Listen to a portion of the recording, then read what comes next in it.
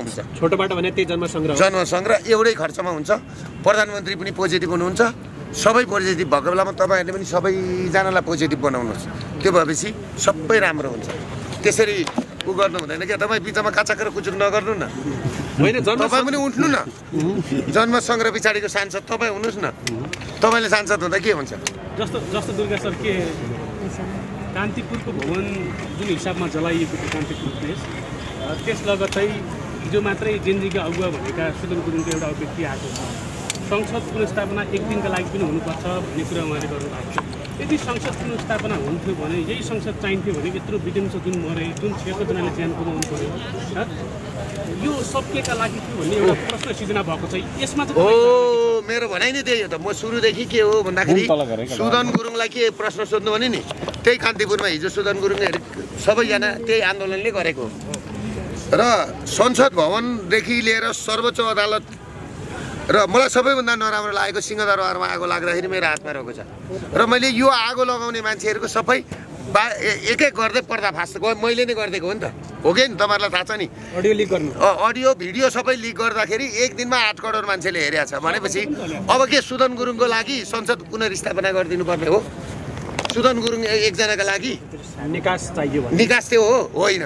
त्योभन्दा राम्रो प्रधानमन्त्रीले संसद हुँदैन, प्रधानमन्त्रीले के गर्नु पर्यो भने नि, र उसले यो जनमत सङ्ग्रहमा जानु पर्यो, सबैभन्दा राम्रो उपाय। तपाईँले भेट्नु भएको छ, त्यो कतिको आशावादी छ, कतिको सम्भावना छ उहाँको धारणा, उहाँको अभिव्यक्ति? मेरो विचारमा त उहाँले दुईवटा कुरा भन्नुभएको छ।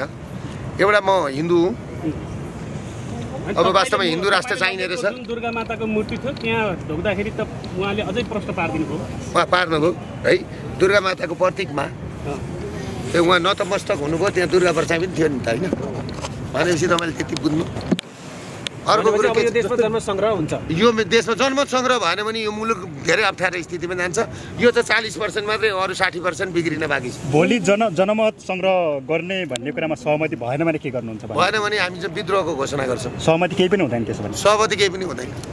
त्यसपछि आन्दोलन, त्यस पछाडि आन्दोलन स्वीकार्न दुर्गा प्रसाद तयार छ। हामीलाई यस्तो छ, 1 वर्षको चुनावको टाइम राखौँ, जन्म सङ्ग्रहको घोषणा गरौँ, होइन? राम्रोसँगले चाहिँ नि जन्म सङ्ग्रह गरौँ, सँगै चुनाव गरौँ, एकैचोटि सबै सकिन्छ। होइन भने हामीले 84 को चुनाव 82 मा खोजेको होइन, र यहाँ चाहिँ संसद पुनर्स्थापना पनि खोजेको होइन। अदालतले पनि के गर्नुपर्छ भने यो व्यवस्था ठिक भएन, संसद जनमत सङ्ग्रहमा जा भनेर अदालतले पनि भन्नुपर्छ। मेरो विचारमा त्यो पनि ती मुद्दा भनेको एउटा हिन्दू राष्ट्र, राजतन्त्र, अरू होइन, राजतन्त्र होइन।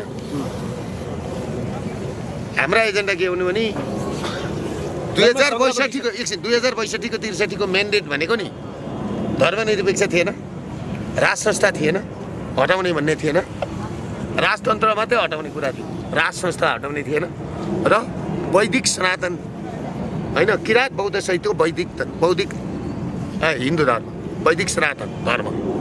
किनभने कुनै पनि देशको धर्म हुन्छ क्या, हाम्रो देशको धर्म कुन? किन होइन? भारत एकछिन, भारत नभए पनि नि भारत पनि हुन्छ बिस्तारो, तर मुसलमानहरूको हुने, क्रिस्चियनको हुने, बौद्धिस्टहरूको हुने, हाम्रो नहुने भन्ने हुन्छ। तपाईँले एउटा प्रसङ्ग जोड्नु भयो क्या अहिले भर्खरै, तपाईँले एउटा प्रसङ्ग जोड्नु भयो, अदालतले पनि जनमत सङ्ग्रह जा भनेर भनिदिनुपर्छ भनेर भन्नुभयो होइन? तपाईँले दुर्गा प्रसाईले यसो भनेर भनिदिनुपर्ने अदालत भने पछाडि कस्तो कानुनी राज्यको, कस्तो विधिको शासनको कानुनमा जे छ त्यो गर्ने होला नि सर्वोच्च। उनले पनि भन्नुपर्छ देश जोगाउनको लागि पो भनेको। धन्यवाद।